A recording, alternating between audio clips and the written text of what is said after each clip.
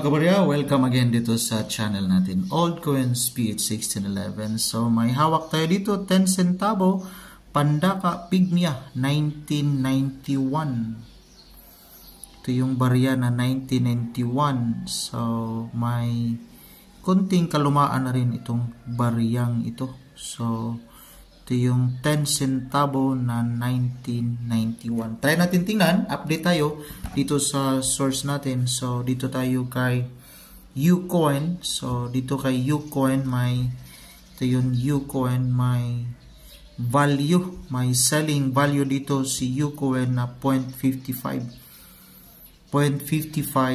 US dollar, the same. So international selling platform ito, pero may hawak na silang ganitong klaseng barya. May seller na doon, baka Pilipino rin yung seller doon.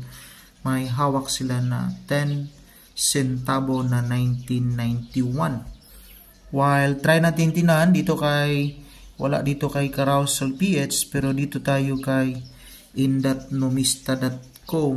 So 10 centavo 1991, ito yung value appraisal. So 11%. So yung my value lang, very fine, 0.90.